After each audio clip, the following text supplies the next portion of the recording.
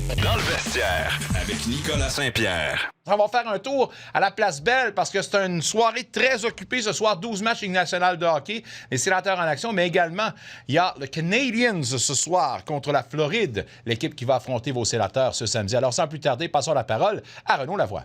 Rumeurs, transactions, nouvelles, des échos de vestiaire. Il est un des meilleurs informateurs de la LNH. C'est le temps de faire le point avec Renaud Lavoie. Présentation Desjardins de ce pas. Parlons à notre ami Renaud qui, lui, se prépare pour un gros match historique ce samedi. Les Bears contre les Packers. Tu me vois arborer mes fières couleurs. Oui. J'avais pas le choix. Alors, mais parce que c'est la dernière fois de l'année que tu les portes en plus.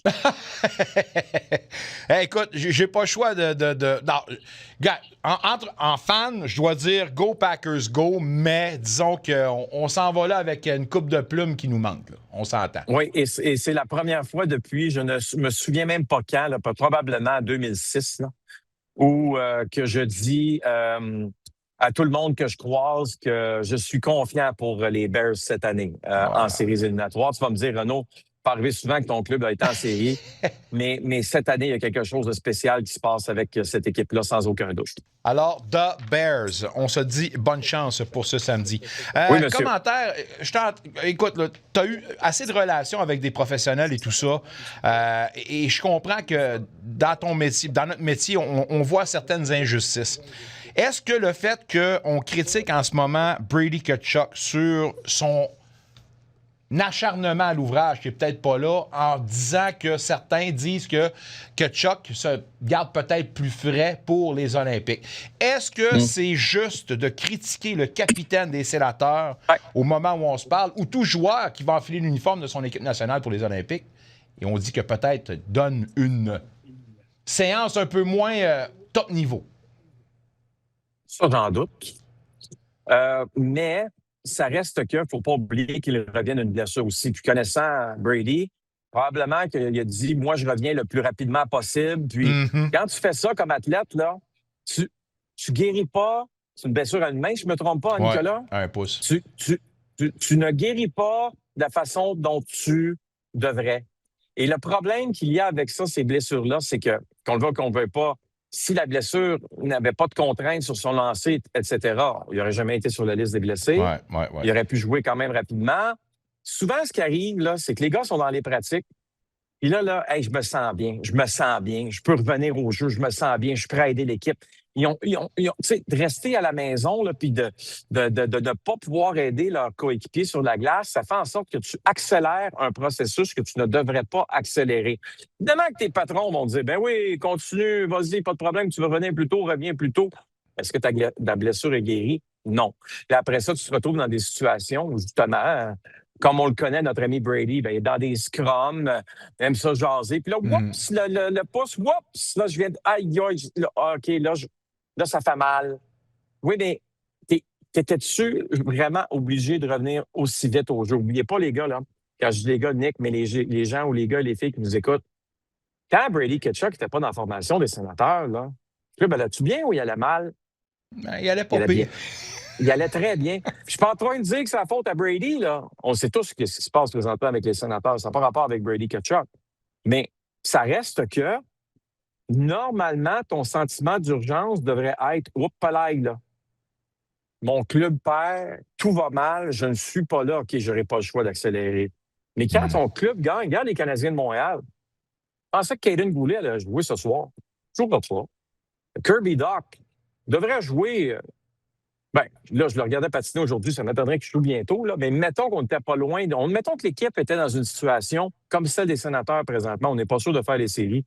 Peut-être qu'il reviendrait au jeu quelque part la semaine prochaine. Tu sais, tu as une liste comme ça de joueurs chez les Canadiens où ce qu'on fait présentement, c'est qu'on dit aux gars, non. Prenez votre temps, les gars. Il n'y a pas de presse. On veut que vous reveniez à 100%. Et mon feeling, c'est malheureusement ce que Brady Tkachuk n'a pas fait. Et là, c'est plate de dire ça, t'en payes le prix. Autre point quand même dans ta question, tu parlais du cœur à l'ouvrage. Quand tu n'as pas de goaler, c'est bien difficile d'avoir du cœur à l'ouvrage. Je veux dire, tu peux me dire, ben Renaud, tu es un professionnel, tu as un job à faire. OK, job à faire. Je regarde les Sénateurs face aux Red Wings. Quoi, c'est 40 lancés la semaine passée? Ou c'est au début de la semaine? C'est la meilleure équipe sur la glace, les Sénateurs. Méritaient certainement un meilleur sort. Bon, OK. Puis là, tu sors de là. Puis là, c'est pas la première fois que ça arrive dernièrement. Puis là, t'es là, tu sors de là. Puis là, tu te dis, OK, ça me sert à quoi de me défoncer à tous les soirs quand on n'a pas de goaler? Il n'y a personne qui fait des arrêts. Wow. Alors, à partir de ce moment-là, je sais que c'est un raccourci. Un très, très grand raccourci. Nicolas, je suis d'accord avec toi. OK? Ce n'est pas la bonne attitude à avoir. Sauf qu'un gardien, ça donne de l'énergie à une équipe avec des gros arrêts. Quand tu n'as pas tes gros arrêts, là, l'énergie, là, c'est comme l'air dans ta balloune, là, t'es en train de tranquillement, pas vite, de partir, là. Il faut que les Sénateurs d'Ottawa trouvent une solution extrêmement rapidement à ce problème. Comme, tu peux, lâchez-moi, on va faire ça après les Jeux olympiques. Non, il n'y a pas d'après les Jeux olympiques. Là. Je pense que la situation présentement dans laquelle l'équipe est critique. Parce qu'en plus de tout ça, je le dis, je le répète, le retour de Hallmark ne garantit pas que les choses vont être réglées. C'est encore un gros point d'interrogation, Hallmark. Les gens vont dire, oui, OK, mais attends, mais que le numéro 1 arrive. Mais est-ce qu'on doit vraiment attendre que Hallmark revienne? Puis plus on attend, plus ça va être difficile pour lui de rattraper le temps perdu. Alors, pour moi, l'importance d'agir maintenant du DG, là, Laurent Brossoit n'est plus disponible en passant, je le dis comme ça. Non, il a été échangé. Il a été échangé aux Sharks. Puis c'est un gars d'expérience, tu sais. C'est probablement le gardien de plus d'expérience qui n'était pas dans la Ligue en ce moment. Exactement. Donc, tu regardes tout ça, puis tu te dis, OK, il faut que tu prennes des décisions, des fois des décisions crève-cœur, mais la situation des Sénateurs se résume quand même assez facilement là, cette saison. Pourquoi on est dans la situation dans laquelle on est? C'est parce que devant le filet, c'est très, très difficile. OK? Linus Ullmark connaît un début de saison difficile, c'est quand même bien repris, etc., mais il n'est pas avec l'équipe présentement. Puis, tu es aussi bien de préparer un plan B rapidement parce que il n'y a rien qui dit que quand il va revenir, combien de temps ça va durer, il va être au sommet de sa forme. There you go. Est-ce que tu peux vraiment, en tant que direction, laisser glisser la saison actuelle? Je vais te donner un exemple, Nicolas, pendant qu'on parle de ce dossier-là. OK? Carey Price, là. Ouais. As-tu des blessures, le beau Carey? Mm-hmm. OK.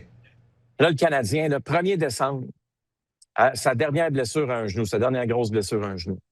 On est un 1er décembre. Canadiens de Montréal sont premiers dans la Ligue nationale de hockey. Ça va-tu bien? Je joue contre les Rangers à New York. Terminé.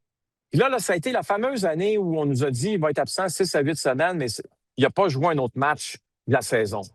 Les Maple Leafs de Toronto ont appelé Marc Bergevin. On dit à Marc Bergevin, on t'offre James Reimer pour un choix de 2e ronde. James Reimer, là, c'est pas un chaudron, là. Je te parle d'une histoire qui date, là, il y a 10 ans, là, ouais. Ou pas loin, là. OK? Je veux dire, tu te dis, OK, Carey, je suis pas sûr. On me dit que Carey va être de retour peut-être 6 à 8 semaines. Mais d'une manière ou d'une autre, je regarde ce que j'ai dans l'organisation, là. C'est un petit peu comme les Sénateurs d'Ottawa présentement, là, on va se le dire. Tes premiers classements général, tu décides d'être patient avec Carey. Pourquoi? Pourquoi être patient avec Carey quand tu peux aller chercher James Reimer? Là, tu veux ton choix de 2e ronde. Là, il est si important que ça. T'es premier dans la Ligue nationale de hockey. Là, évidemment, que rendu au début du mois de janvier, à quelque part, milieu janvier, t'es plus premier là, parce que tu as de la misère à gagner un match. Là. Mais pourquoi tu laisses glisser ta saison? Va chercher James Reimer, donne ton choix de 2e ronde. Parce que si tu fais rien, je vais te garantir le résultat. Tu ne feras pas les séries. Puis c'est ça qui est arrivé aussi aux Canadiens cette année-là. Puis l'urgence en plus, qui en rappelant qu'après cette saison-ci, il ne reste que 2 années au contrat actuel de Brady Tkachuk quand on dit « the clock is ticking ». Avant de te laisser, parle-moi un peu de Canadiens de Montréal ce soir qui a rendez-vous contre les champions en titre. Une belle victoire hier. Je ne dis pas que c'était un match qu'on devait échapper, mais c'était solide. Non. Non? Oui, mais je veux dire que face aux Flames de Calgary, là, je veux dire...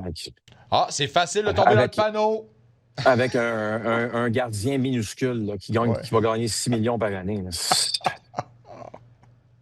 Ils sont encore mieux faits que nous autres. Ouais. Mais parce que sais-tu ce qui arrive présentement? Là, ça fait 4 matchs de suite. Là. C'est Wolf, le gardien? Ouais.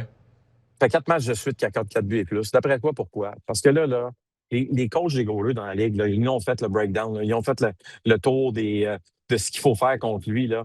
Puis malheureusement, là, à la grandeur, grosseur qu'il a là, c'est plate ce que je vais dire. Puis je sais que c'est presque méchant, même grotesque que ça sorte de ma bouche, mais je me pose, est-ce le calibre de la Ligue nationale? Tu comprends? Oh. Donc, moi, je te dirais, non, tu ne veux pas aller de ce côté-là si on te l'offre.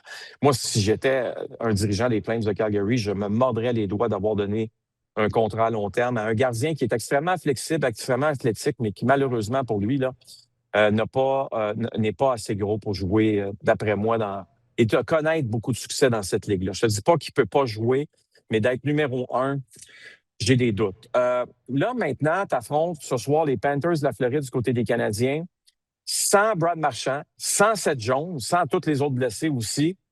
Tu sais, c'est un deuxième match en 2 soirs. Tu vas me dire que les Panthers n'ont pas joué hier, c'est correct, mais tu as dormi à la maison. Alors, pour moi, le fait que les Canadiens ont le numéro des Panthers, ont gagné leurs 6 derniers matchs face aux Panthers, le fait qu'il y ait énormément de blessés chez les Panthers. J'étais dans le vestiaire des Panthers ce matin. Je me semble que c'était pas la même vibe qu'avant. C'est normal. Tous les leaders sont pas là, tu sais. Alors, ça fait en sorte que je pense que le match de ce soir est quand même très prenable pour les Canadiens de Montréal. T'as-tu 2 secondes? Je veux t'entendre sur Milan. J'ai plus que 2 l'Arena. secondes. OK. Ben, on peut-tu voir les images de Milan? Parce que ça amène... Oui, voilà. Ça, c'est les dernières images de l'Arena pour les Jeux olympiques. Il y a un gros test en 20 semaines. Apparemment, la Coupe d'Italie va être tenue ça. Mais je regarde les images, puis encore, je peux pas dire que c'est un aréna fini, cette affaire-là. Est-ce que la situation demeure inquiétante? Alors, le fait qu'on voit les gradins, tout ça, c'est une chose, OK?